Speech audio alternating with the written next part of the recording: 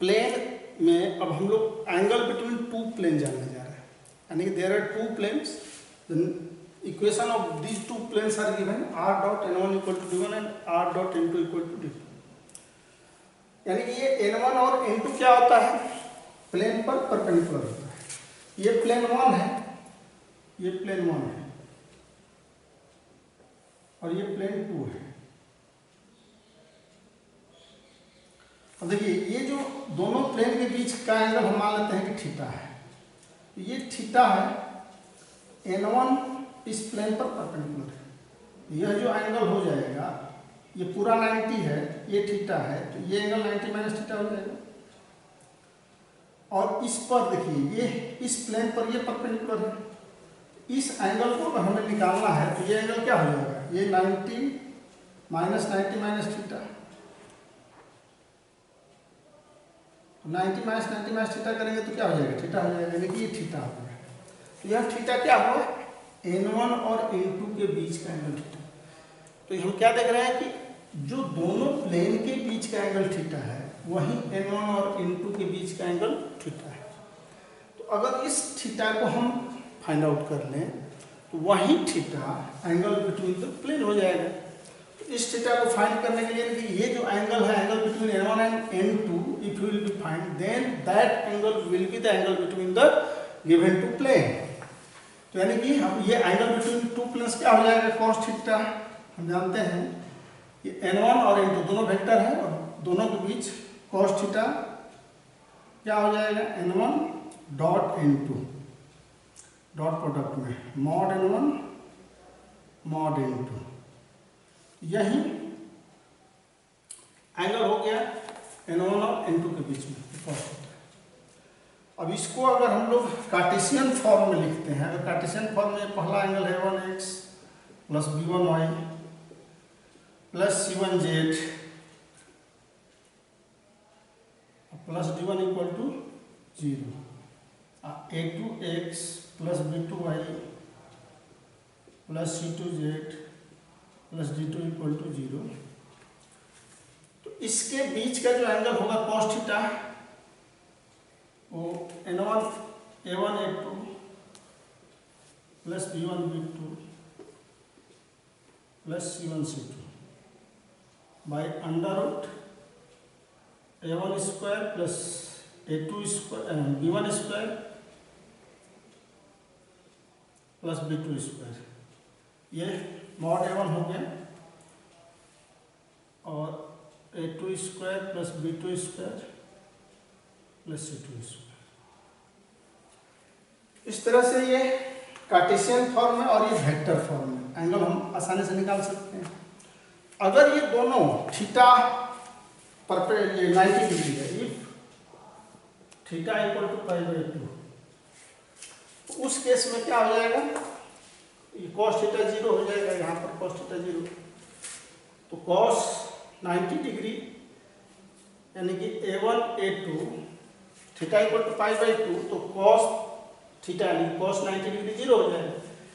इस कंडीशन में यानी कि दोनों परपेंडिकुलर का कंडीशन होगा, अगर दोनों प्लेन एक दूसरे पर परपेंडिकुलर होगा तो उस कंडीशन में a1 a2 plus b1 b2 plus c1 c2 equal to 0, और इफ थीटा इक्वल टू 0, तो इस कंडीशन में दोनों parallel a1 by a2 equal to b1 by b2 equal to c1 by c2।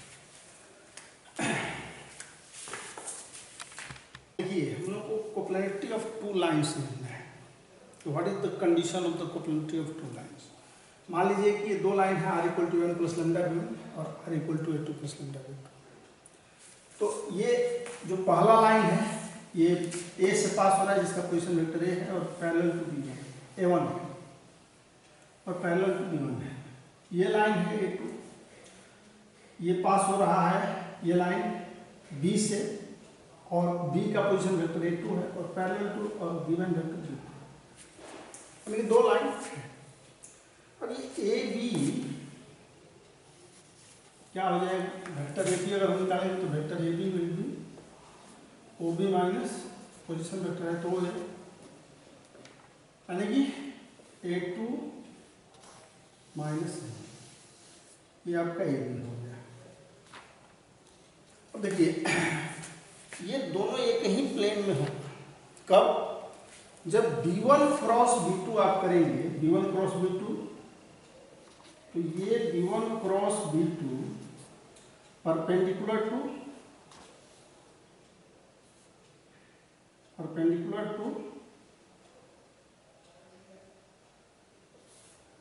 the plane in which B1 and B2 are lines.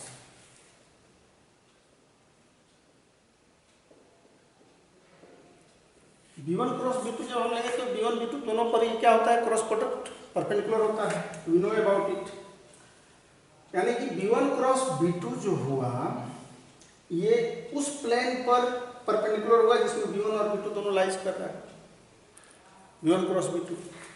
तो जब उस plane पर होगा तो निश्चित रूप से ये B1 क्रॉस B2 इस लाइन AB पर भी होगा, क्योंकि इस प्लेन पर मान लीजिए कोई भी वेक्टर अगर परपेंडिकुलर है ऐसे, तो ये इसको कहीं भी हम ले जाएंगे, अगर इस लाइन पर लाते हैं तो क्या होगा? 1 into 3 परपेंडिकुलर हो जाएगा। तो जो सफिशिएंट कंडीशन है कोप्लेनरिटी का, therefore condition for coplanarity you can write the condition for coplanarity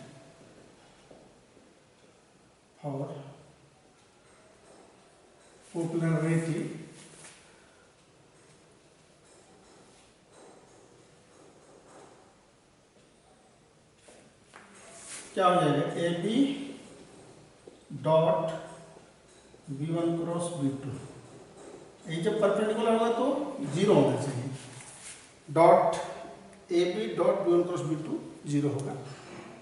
तो इस कंडीशन में अगर ये कंडीशन हो गया, फुलफिल हो गया, तो ये दोनों लाइन क्या होगा? Coplanar.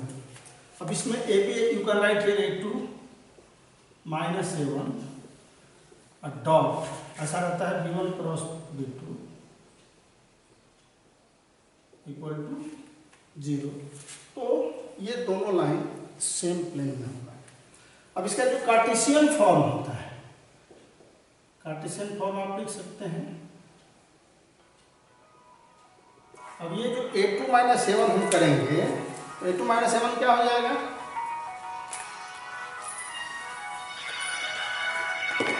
A2 minus A1 can be written as A2 minus A1 x2 minus x1 y2 minus y1 और Z2 माइनस Z1।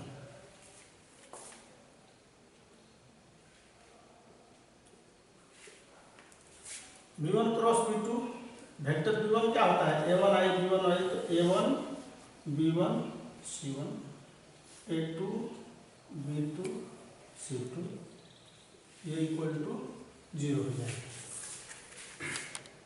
हमें फाइंड आउट करना है इसमें distance of a plane from a given point P। Distance of a plane, कौन सा plane का? ये जो पाइवन प्लेन है इसका डिस्टेंस इस पॉइंट P से फाइंड आउट करना है। क्यों फाइंड आउट करना है? तो वेक्टर फॉर्म में P का जो पोजीशन वेक्टर है वो ये मान लेते हैं, और ये जो पाइवन हमारा प्लेन है इसका equation r dot n equal to d है। अब देखिए इस पाइवन के पैरेलल एक प्लेन हम कंसीडर करते हैं जिसमें पॉइंट P आ जाए, पाइवन के पैरेलल प्लेन P।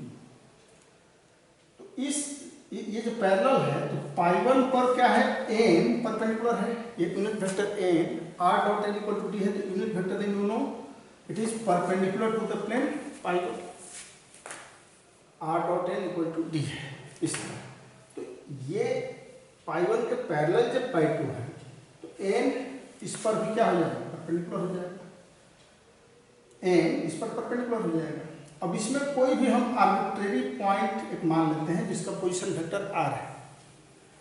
तो r है पोजीशन वेक्टर, कोई भी आर्बिट्रेरी पॉइंट हम मान लिए, तो ये जो Pn हो जाएगा आपका वो r माइनस a हो जाएगा।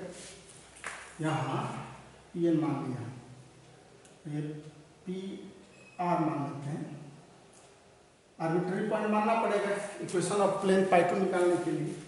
तो इक्वेशन ऑफ प्लेन क्या हो जाएगा, equation of pi two plane pi two, ये r minus A dot N equal to 0। जब ये यूनिट वेक्टर इस पर परपेंडिकुलर है और ये r माइनस है, तो इस पर भी परपेंडिकुलर, r माइनस ए पर भी ये परपेंडिकुलर हो जाएगा। तो हम इक्वेशन ऑफ प्लेन निकालना जानते हैं।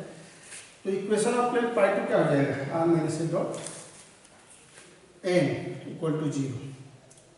अब देखिए ये इसको हम लिख सकते हैं r dot N r minus A, r dot N minus A dot N equal to 0।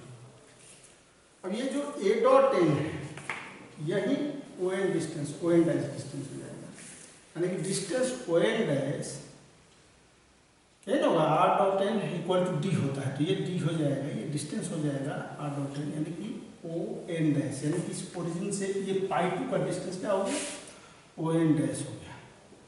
तो distance O N dash equal to हो जाएगा ए यूनिट वेक्टर ए। अब हमें निकालना क्या है भाई, पी क्यू निकालना है। तो P Q equal to O N minus O N dash, O N minus O N dash. तो देखिए ये जो ओ एन है ये डिस्टेंस हम लोग डी लिए हैं, क्यों, R dot N equal to D, यानी ये डिस्टेंस यहाँ से यहाँ तक भी है, ओरिजिन से ये डिस्टेंस होता है। तो हमें निकालना क्या, पी क्यू निकालना है। तो पी क्यू क्या है, O N minus O N dash. तो O N minus O N dash यानी कि D minus O N dash जो हो गया ए यूनिट वेक्टर एन इन मॉड में हो जाएगा। और अब इसको कार्टेशियन फॉर्म में जो हम निकालेंगे, कार्टेशियन फॉर्म में, कार्टेशियन तो इस प्लेन का equation X plus B Y plus C Z equal to D है। तो ये जो पी क्यू होगा यहाँ x1 plus by1 plus cz1, जब हम मल्टीप्लाई करेंगे जो परपेंडिकुलर है इस पर x1 by1 cz1 minus D हो जाएगी, minus D under root A square plus B square plus C square, ये मॉड में हो जाता है। तो ये कार्टेशियन फॉर्म का डिस्टेंस को कार्टेशियन फॉर्म और ये वेक्टर फॉर्म। तो angle between line and a plane निकालने जा रहे हैं। तो देखिए ये प्लेन है, इस प्लेन पर ये नॉर्मल है वेक्टर एन। अगर इस प्लेन का इक्वेशन हम लोग माने हैं r dot N equal to D, और ये लाइन है, इस लाइन का इक्वेशन क्या है, r equal to A plus lambda B. तो ये b के पैरेलल होता है, ये लाइन किसके पैरेलल होता है, b के पैरेलल होता है। अब हम लोग मानते हैं कि इस नॉर्मल और इस b के बीच का एंगल क्या है, थीटा है, ये थीटा है। तो यह जो थीटा होगा उसको हम लोग निकाल सकते हैं cos theta equal to N dot B mod N mod B से। लेकिन हमें निकालना क्या है, angle between line and plane. तो ये कॉम्प्लीमेंट्री एंगल होता है, जैसे यहाँ डिफिनेशन दिया गया कि angle between line and plane is the complement of the angle between the line and normal. यानी कि कॉम्प्लीमेंट अगर करेंगे तो 90 माइनस थीटा है, ये इसके बीच का हमें क्या निकालना है, इस प्लेन और इस लाइन के बीच का एंगल ये। तो ये तो cos थीटा होगा, ये cos थीटा को हम लोग लिख सकते हैं ना sin 90 माइनस थीटा। तो sin 90 माइनस थीटा क्या हो जाएगा, n dot b by mod N mod B. यही हो जाएगा 90 माइनस थीटा को अगर हम फाई मान लेते हैं तो देखो sine phi equal to N dot B mod N mod B. तो यही बहुत ही सिंपल है। पुनः एक बार आप समझ लीजिए, ये नॉर्मल है इस प्लेन का, ये लाइन है पैरेलल है बी का, तो इसके बीच का एंगल को अगर हम थीटा मानते हैं तो cos theta N dot B by mod N mod B हो जाएगा। अब हमें निकालना क्या है, the angle between line and the plane. तो 90 माइनस थीटा हो जाएगा, थीटा है ये प्लेन पर परपेंडिकुलर है, ये थीटा इसके बीच है तो 90 माइनस थीटा हो जाएगा, क्लियर है। तो ये 90 माइनस थीटा, यहाँ cos थीटा इतना है तो sine 90 minus theta cos theta होता है ना, sine 90 minus theta equal to cos theta होता है। तो इस cos थीटा के जगह पर हम साइन 90 माइनस थीटा ले सकते हैं, और इसी साइन 90 माइनस थीटा मैंने ये एंगल बिटवीन द प्लेन और इस लाइन को फाई मान ली, ये N dot B equal to mod N mod B हो जाएगा, phi equal to sine inverse. तो ये कंप्लीट हो गया जितना भी थ्योरम है प्लेन का।